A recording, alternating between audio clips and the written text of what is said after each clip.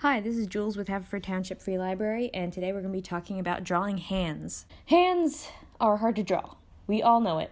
They are right in front of us all the time, and yet we can't seem to draw them. Once you think you got it, you forget it, and it feels like you're learning to draw them all over again. I know the struggle is real, and we're all dealing with it.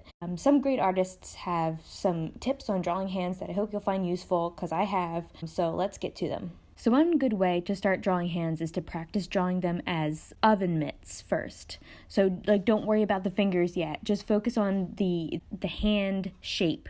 So the palm of the hand plus the massive fingers without the fingers being separated, plus the thumb. Just like an oven mitt.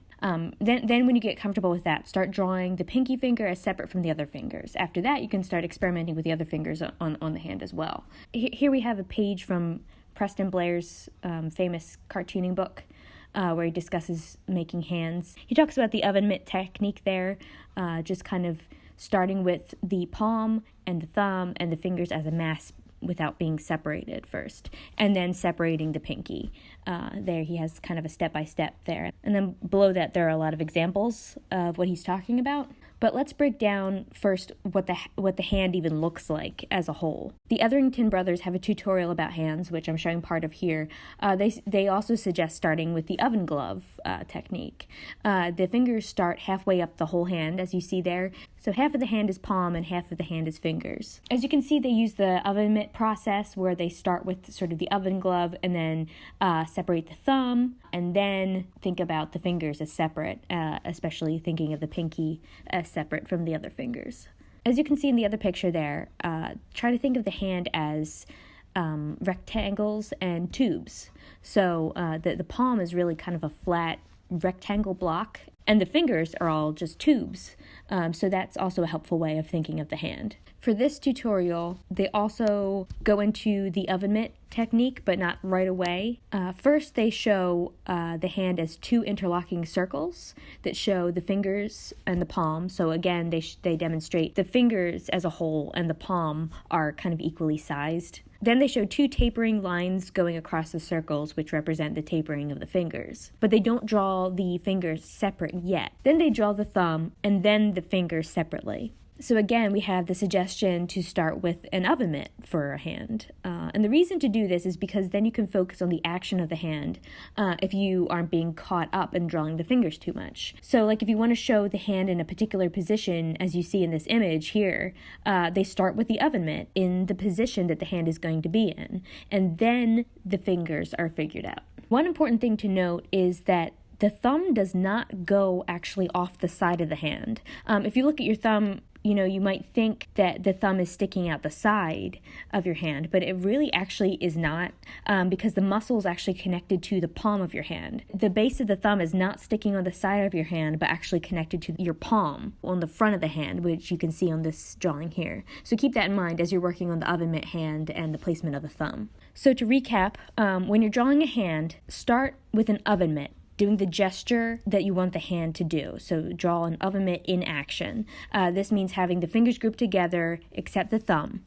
And then when you want to get more detailed, separate the pinky finger and then consider the separate fingers. Remember to think of the palm as kind of a flat rectangle block and the fingers as basically tubes, if that helps you think in a 3D kind of way. Now, if we want to start getting more detailed with our hands and thinking about the personality and the gestures of the hands, the Etherington brothers point out that you can show a lot of personality in just a hand just by having the fingers grouped a certain way. A lot of drawings will kind of have some of the fingers grouped together, especially the middle two fingers.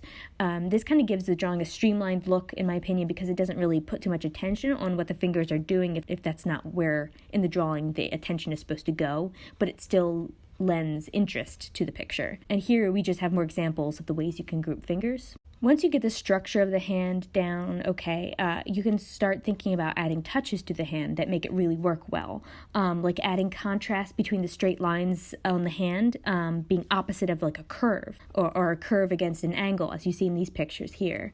There's a lot of great tips on this page, again by the Etherington brothers, and I would suggest just kind of looking over this.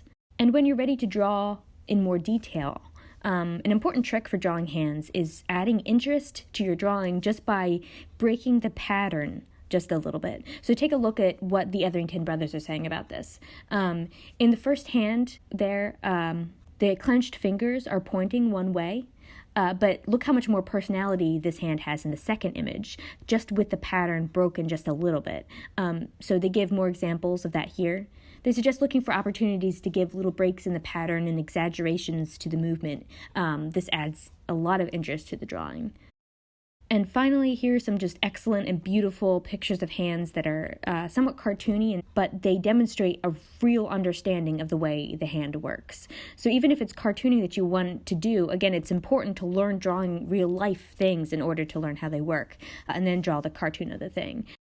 So this artist, that's their Tumblr name there, where I found these images, they clearly have a really good understanding of how the hand works, and these are really just beautiful. So I hope you like these tips on drawing hands. I know hands can be really hard to draw, but honestly, one of the best pieces of advice I can give is just do it over and over and over and over until you get it.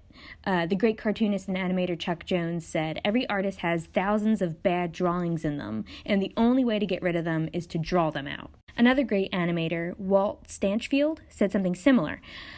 We all have 10,000 bad drawings in us. The sooner we get them out, the better. So these are just kind of similar pieces of good advice. So you have to draw just the same thing over and over because you have to get all the bad drawings out of the way before the good drawings are able to manifest themselves. And it's a lot of work, but it's fun, and tips like this just kind of make it a little bit easier. Anyway, I hope you enjoyed the video, and I'll see you next week. Bye.